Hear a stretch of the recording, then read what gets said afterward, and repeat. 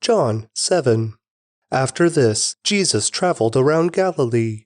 He wanted to stay out of Judea, where the Jewish leaders were plotting his death. But soon it was time for the Jewish festival of shelters, and Jesus' brothers said to him, "Leave here and go to Judea, where your followers can see your miracles.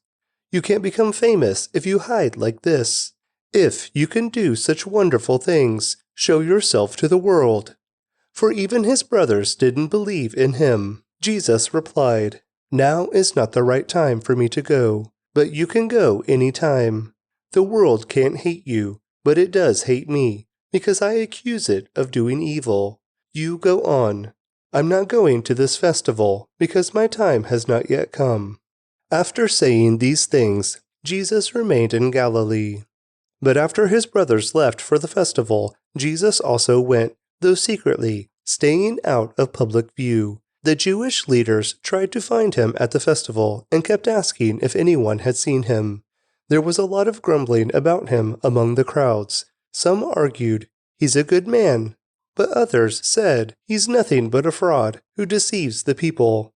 But no one had the courage to speak favorably about him in public, for they were afraid of getting in trouble with the Jewish leaders. Then, midway through the festival, Jesus went up to the temple and began to teach. The people were surprised when they heard him. "How does he know so much when he hasn't been trained?" they asked. So Jesus told them, "My message is not my own. It comes from God who sent me. Anyone who wants to do the will of God will know whether my teaching is from God or is merely my own. Those who speak for themselves want glory only for themselves. But a person who seeks to honor the one who sent him speaks truth, not lies. Moses gave you the law, but none of you obeys it. In fact, you are trying to kill me." The crowd replied, "You're demon-possessed. Who's trying to kill you?" Jesus replied, "I did one miracle on the Sabbath, and you were amazed. But you work on the Sabbath too, when you obey Moses' law of circumcision. Actually, this tradition of circumcision began with the patriarchs, long before the law of Moses. For if the correct time for circumcising your son falls on the Sabbath, you go ahead and do it, so as not to break the law of Moses. So why should you be angry with me for healing a man on the Sabbath? Look beneath the surface, so you can judge correctly." Some of the people who lived in Jerusalem started to ask each other, "Isn't this the man they are trying to kill? But here he is, speaking in public, and they say nothing to him. Could our leaders possibly believe that he is the Messiah? But how could he be? For we know where this man comes from. When the Messiah comes, he will simply appear. No one will know where he comes from." While Jesus was teaching in the temple, he called out, "Yes, you know me, and you know where I come from. But I'm not here on my own. The one who sent me is true, and you don't know him. But I know him, because I come from him, and he sent me to you." Then the leaders tried to arrest him, but no one laid a hand on him, because his time had not yet come. Many among the crowds at the temple believed in him. "After all," they said, "would you expect the Messiah to do more miraculous signs than this man has done?" When the Pharisees heard that the crowds were whispering such things, they and the leading priests sent temple guards to arrest Jesus. But Jesus told them, "I will be with you only a little longer. Then I will return to the one who sent me. You will search for me, but not find me, and you cannot go where I am going." The Jewish leaders were puzzled by this statement. "Where is he planning to go?" they asked. "Is he thinking of leaving the country and going to the Jews in other lands? Maybe he will even teach the Greeks. What does he mean when he says, 'You will search for me, but not find me,' and 'You cannot go where I am going'?" On the last day, the climax of the festival, Jesus stood and shouted to the crowds, "Anyone who is thirsty may come to me. Anyone who believes in me may come and drink, for the scriptures declare, rivers of living water will flow from his heart." When he said living water, he was speaking of the Spirit, who would be given to everyone believing in him, but the Spirit had not yet been given, because Jesus had not yet entered into his glory. When the crowds heard him say this, some of them declared, "Surely this man is the prophet we've been expecting." Others said, "He is the Messiah." Still others said, "But he can't be. Will the Messiah come from Galilee? For the scriptures clearly state that the Messiah will be born of the royal line of David in Bethlehem, the village where King David was born." So the crowd was divided about him. Some even wanted him arrested, but no one laid a hand on him.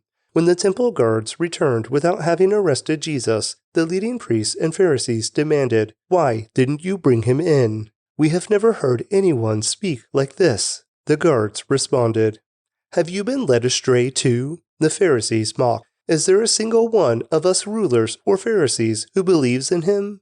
This foolish crowd follows him, but they are ignorant of the law. God's curse is on them." Then Nicodemus, the leader who had met with Jesus earlier, spoke up. "Is it legal to convict a man before he is given a hearing?" he asked. They replied, "Are you from Galilee too? Search the scriptures and see for yourself. No prophet ever comes from Galilee."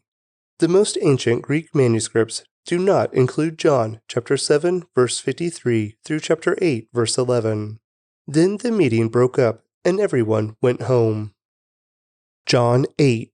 Jesus returned to the Mount of Olives, but early the next morning he was back again at the temple. A crowd soon gathered, and he sat down and taught them. As he was speaking, the teachers of religious law and the Pharisees brought a woman who had been caught in the act of adultery. They put her in front of the crowd. "Teacher," they said to Jesus, "this woman was caught in the act of adultery. The law of Moses says to stone her. What do you say?"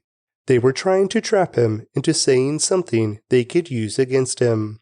But Jesus stooped down and wrote in the dust with his finger. They kept demanding an answer. So he stood up again and said, "All right, but let the one who has never sinned throw the first stone." Then he stooped down again and wrote in the dust. When the accusers heard this, they slipped away one by one, beginning with the oldest, until only Jesus was left in the middle of the crowd with the woman.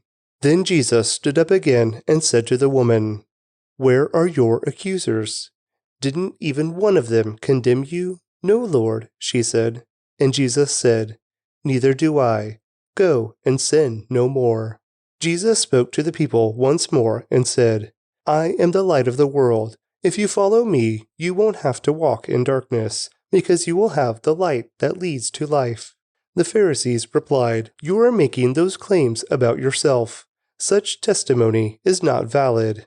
Jesus told them, "These claims are valid, even though I make them about myself. For I know where I came from and where I am going, but you don't know this about me. You judge me by human standards, but I do not judge anyone. And if I did, my judgment would be correct in every respect, because I am not alone. The Father who sent me is with me. Your own law says that if two people agree about something, their witness is accepted as fact. I am one witness, and my Father who sent me is the other." "Where is your Father?" they asked. Jesus answered, "Since you don't know who I am, you don't know who my Father is. If you knew me, you would also know my Father." Jesus made these statements while he was teaching in the section of the temple known as the treasury, but he was not arrested because his time had not yet come. Later, Jesus said to them again, "I am going away. You will search for me, but will die in your sin. You cannot come where I am going." The people asked, "Is he planning to commit suicide? What does he mean, you cannot come where I am going?"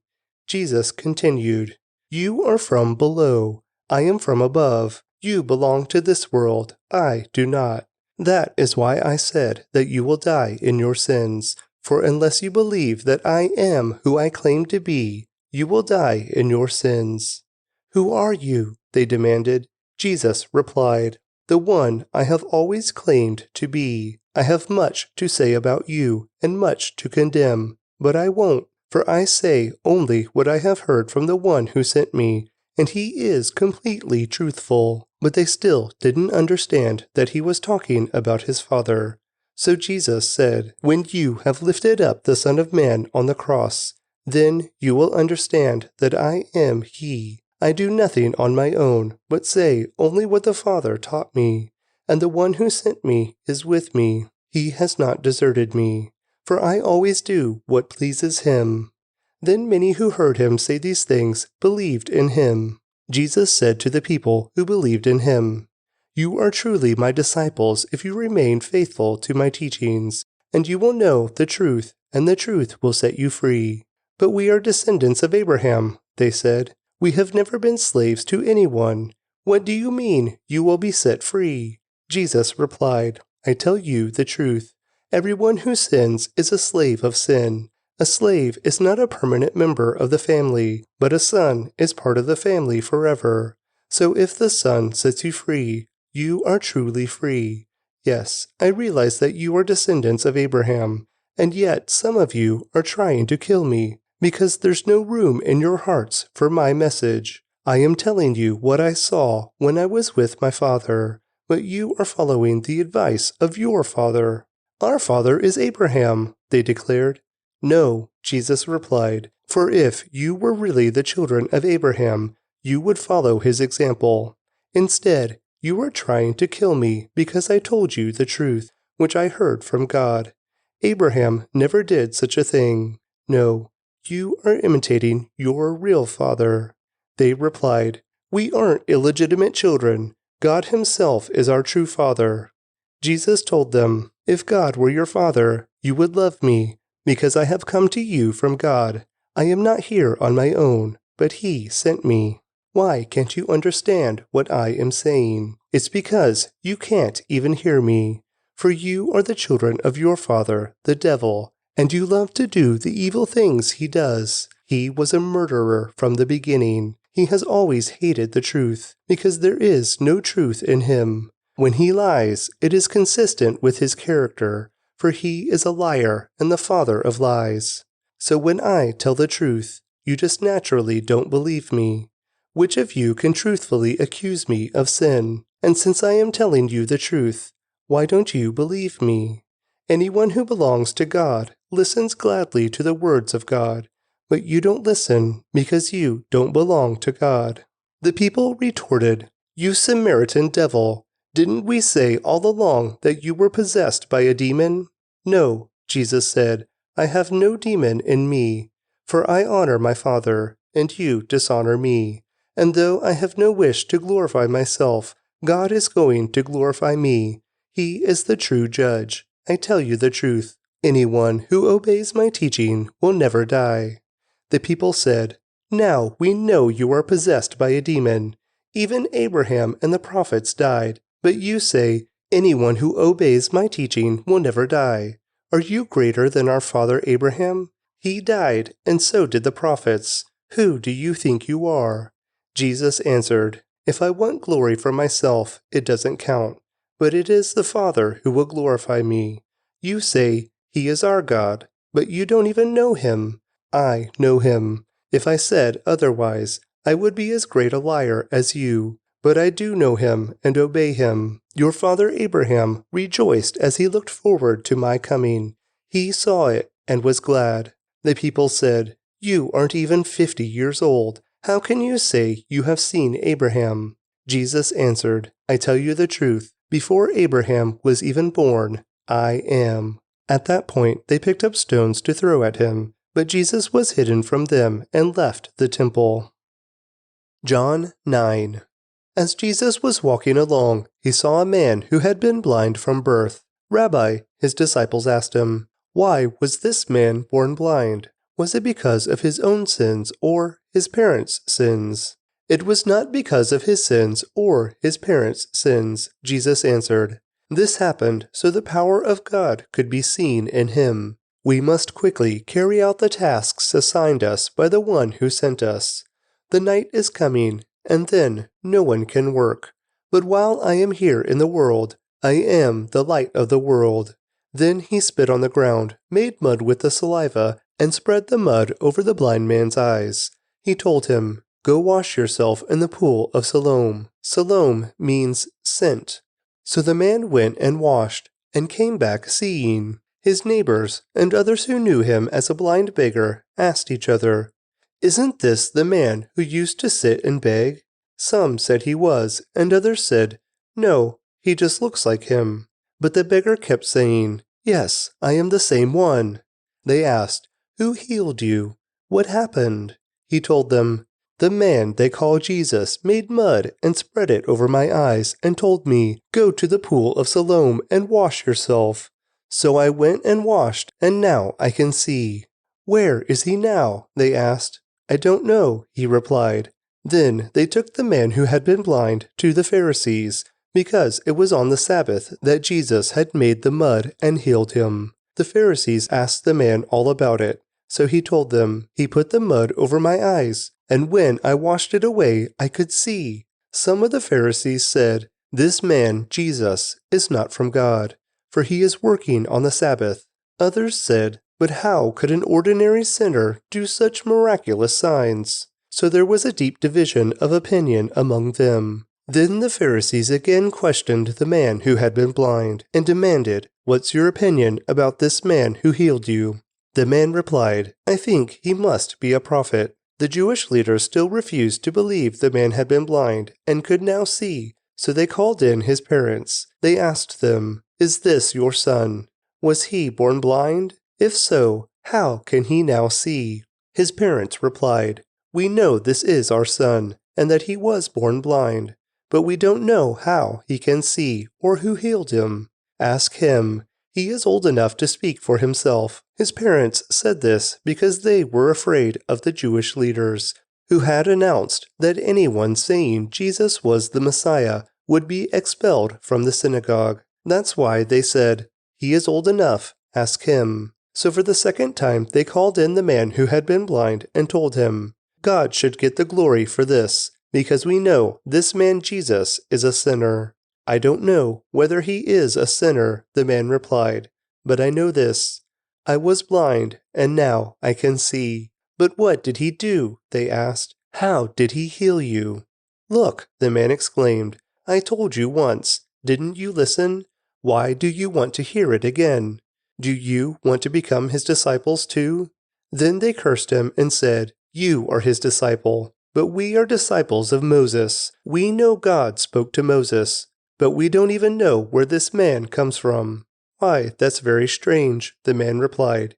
"He healed my eyes, and yet you don't know where he comes from? We know that God doesn't listen to sinners, but he is ready to hear those who worship him and do his will. Ever since the world began, no one has been able to open the eyes of someone born blind. If this man were not from God, he couldn't have done it." "You were born a total sinner," they answered. "Are you trying to teach us?" And they threw him out of the synagogue. When Jesus heard what had happened, he found the man and asked, "Do you believe in the Son of Man?" The man answered, "Who is he, sir? I want to believe in him." "You have seen him," Jesus said, "and he is speaking to you." "Yes, Lord, I believe," the man said, and he worshipped Jesus. Then Jesus told him, "I entered this world to render judgment, to give sight to the blind, and to show those who think they see that they are blind." Some Pharisees who were standing nearby heard him and asked, "Are you saying we're blind?" "If you were blind, you wouldn't be guilty," Jesus replied. "But you remain guilty because you claim you can see." Psalm 49. For the choir director, a psalm of the descendants of Korah. Listen to this, all you people. Pay attention, everyone in the world, high and low, rich and poor. Listen, for my words are wise and my thoughts are filled with insight. I listen carefully to many proverbs and solve riddles with inspiration from a harp. Why should I fear when trouble comes, when enemies surround me? They trust in their wealth and boast of great riches. Yet they cannot redeem themselves from death by paying a ransom to God. Redemption does not come so easily, for no one can ever pay enough to live forever and never see the grave. Those who are wise must finally die, just like the foolish and senseless, leaving all their wealth behind. The grave is their eternal home, where they will stay forever. They may name their estates after themselves, but their fame will not last. They will die just like animals. This is the fate of fools. though they are remembered as being wise. Interlude. Like sheep, they are led to the grave where death will be their shepherd. In the morning the godly will rule over them. Their bodies will rot in the grave, far from their grand estates. But as for me, God will redeem my life. He will snatch me from the power of the grave. Interlude. So don't be dismayed when the wicked grow rich and their homes become ever more splendid, for when they die, they take nothing with them. Their wealth will not follow them into the grave. In this life they consider themselves fortunate and are applauded for their success. But they will die, like all before them, and never again see the light of day. People who boast of their wealth don't understand. They will die just like animals. Psalm 50. A Psalm of Asaph. The Lord, the Mighty One, is God, and He has spoken. He has summoned all humanity from where the sun rises to where it sets. From Mount Zion, the perfection of beauty, God shines in glorious radiance. Our God approaches, and He is not silent. Fire devours everything in His way, and a great storm rages around Him. He calls on the heavens above and earth below to witness the judgment of His people. Bring my faithful people to me, those who made a covenant with me by giving sacrifices. Then let the heavens proclaim His justice, for God Himself will be the judge. Interlude. O my people, listen as I speak. Here are my charges against you, O Israel. I am God, your God. I have no complaint about your sacrifices or the burnt offerings you constantly offer. But I do not need the bulls from your barns or the goats from your pens, for all the animals of the forest are mine, and I own the cattle on 1,000 hills. I know every bird on the mountains, and all the animals of the field are mine. If I were hungry, I would not tell you, for all the world is mine and everything in it. Do I eat the meat of bulls? Do I drink the blood of goats? Make thankfulness your sacrifice to God, and keep the vows you made to the Most High. Then call on me when you are in trouble, and I will rescue you, and you will give me glory. But God says to the wicked, why bother reciting my decrees and pretending to obey my covenant? For you refuse my discipline and treat my words like trash. When you see thieves, you approve of them, and you spend your time with adulterers. Your mouth is filled with wickedness, and your tongue is full of lies. You sit around and slander your brother, your own mother's son. While you did all this, I remained silent, and you thought I didn't care. But now I will rebuke you, listing all my charges against you. Repent, all of you who forget me, or I will tear you apart, and no one will help you. But giving thanks is a sacrifice that truly honors me. If you keep to my path, I will reveal to you the salvation of God. Proverbs 25. These are more Proverbs of Solomon, collected by the advisors of King Hezekiah of Judah. It is God's privilege to conceal things and the king's privilege to discover them. No one can comprehend the height of heaven, the depth of the earth, or all that goes on in the king's mind. Remove the impurities from silver, and the sterling will be ready for the silversmith. Remove the wicked from the king's court, and his reign will be made secure by justice. Don't demand an audience with the king, or push for a place among the great. It is better to wait for an invitation to the head of the table than to be sent away in public disgrace. Just because you've seen something, don't be in a hurry to go to court. For what will you do in the end if your neighbor deals you a shameful defeat? When arguing with your neighbor, don't betray another person's secret. Others may accuse you of gossip, and you will never regain your good reputation. Timely advice is lovely, like golden apples in a silver basket. To one who listens, valid criticism is like a gold earring or other gold jewelry. Trustworthy messengers refresh, like snow in summer. They revive the spirit of their employer. A person who promises a gift but doesn't give it is like clouds and wind that bring no rain. Patience can persuade a prince, and soft speech can break bones. Do you like honey? Don't eat too much, or it will make you sick. Don't visit your neighbors too often, or you will wear out your welcome. Telling lies about others is as harmful as hitting them with an axe, wounding them with a sword, or shooting them with a sharp arrow. Putting confidence in an unreliable person in times of trouble is like chewing with a broken tooth or walking on a lame foot. Singing cheerful songs to a person with a heavy heart is like taking someone's coat in cold weather or pouring vinegar in a wound. If your enemies are hungry, give them food to eat. If they are thirsty, give them water to drink. You will heap burning coals of shame on their heads, and the Lord will reward you. And surely as a north wind brings rain, so a gossiping tongue causes anger. It's better to live alone in the corner of an attic than with a quarrelsome wife in a lovely home. Good news from far away is like cold water to the thirsty. If the godly give in to the wicked, it's like polluting a fountain or muddying a spring. It's not good to eat too much honey, and it's not good to seek honors for yourself. A person without self-control is like a city with broken down walls.